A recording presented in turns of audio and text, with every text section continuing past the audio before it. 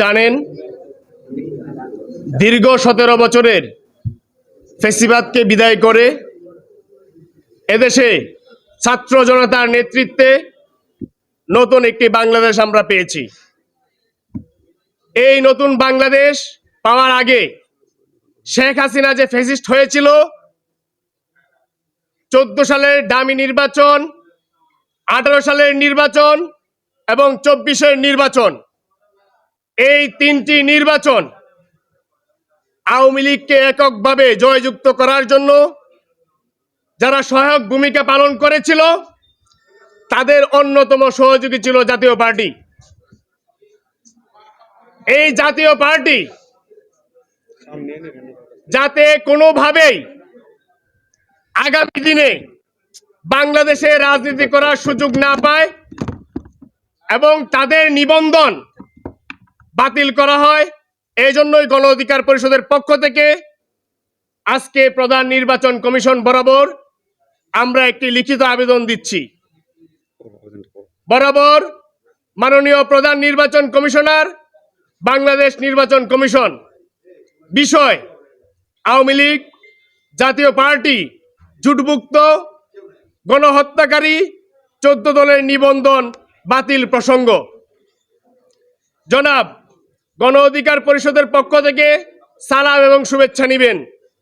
আপনি অবহিত আছেন, গত 10ই মে উপদেষ্টা পরিষদের বৈঠকে আন্তর্জাতিক অপরাধ ট্রাইব্যুনাল বাংলাদেশ আওয়ামী লীগ ও তার নেতাদের বিচার কার্য সম্পন্ন না হওয়া পর্যন্ত দেশের নিরাপত্তা ও সার্বভৌমত্ব রক্ষা, জুলাই আন্দোলনের নেতাকর্মীদের নিরাপত্তা ও আন্তর্জাতিক অপরাধ ট্রাইব্যুনালের বাদী ও সাক্ষীদের সুরক্ষার জন্য সন্ত্রাস বিরোধী আইনের অধীনে সাইবার স্পেস সহ আওয়ামী লীগের যাবতীয় কার্যক্রম নিষিদ্ধ করার সিদ্ধান্ত গ্রহণ করা হয়েছে।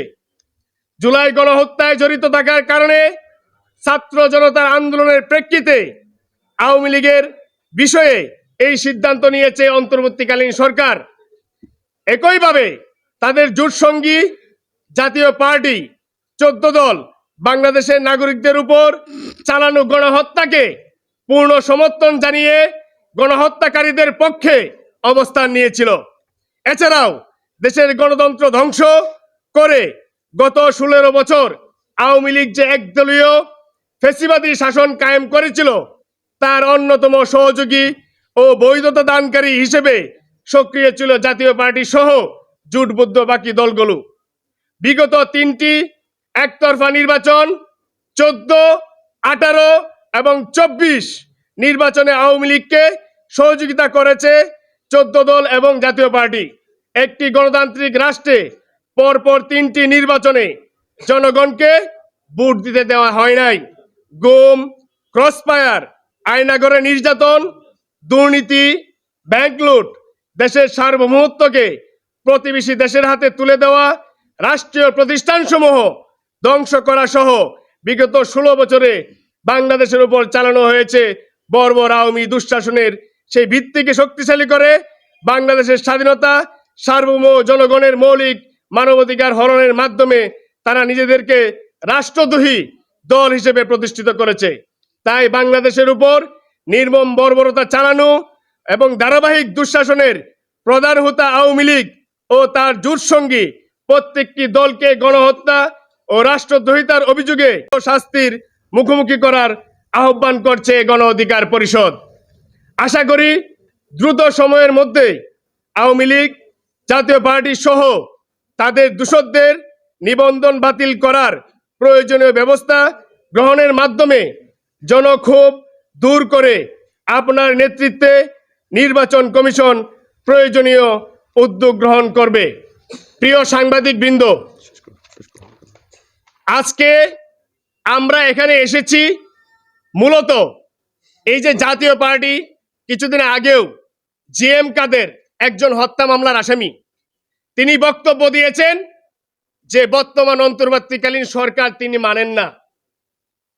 স্বৈরাচারের দূষর এই জিএম কাদের কোন সাহসে বলেন যে বর্তমান অন্তর্বর্তীকালীন সরকার তিনি মানেন না? সে বলার কে? এবং এই জাতীয় পার্টির এই গণহত্যার দায়ে যারা জড়িত এদের প্রত্যেককে অনতিবিলম্বে গ্রেপ্তার করে শাস্তির আওতায় আনতে হবে এবং আগামী দিনে এই বাংলাদেশে যাতে কোনো ফ্যাসিবাদ জন্ম না নিতে পারে সেই জন্য যতগুলো রাজনৈতিক দল আমরা আছি আমরা সব সময় রাজপথে সোচ্চার ভূমিকা পালন করব। শেষ করবো সেটা হচ্ছে আপনারা জানেন যে গত 15 বছর আওয়ামী লীগ যে একদমই শাসন কায়েম করেছে এবং বিগত যে 3টি বিতর্কিত নির্বাচন সেই 3টি নির্বাচনে আওয়ামী লীগকে প্রত্যক্ষ এবং পরোক্ষভাবে সহযোগিতা করেছে 14 জন এবং জাতীয় পার্টি। সুতরাং আমরা দেখেছি সরকারের পক্ষ থেকে আওয়ামী লীগের কার্যক্রম ইতিমধ্যে নিষিদ্ধ করা হয়েছে। আমরা গতকালকে সরকারের প্রতি দাবি জানিয়েছিলাম, আজকেও গণমাধ্যমের মাধ্যমে আমরা সরকারের প্রতি আমাদের দাবি থাকবে যে এই অন্তর্বর্তীকালীন সরকার যেভাবে আওয়ামী লীগের দলীয় কার্যক্রম নিষিদ্ধ করেছে একইভাবে একই অপরাধে 14 দল এবং জাতীয় পার্টির দলীয় কার্যক্রম যেন নিষিদ্ধ করে। পাশাপাশি আমরা আজকে যে লিখিত আবেদনটি জানিয়েছি সেটা এখন পাঠ করবেন হাসান আল মামুন।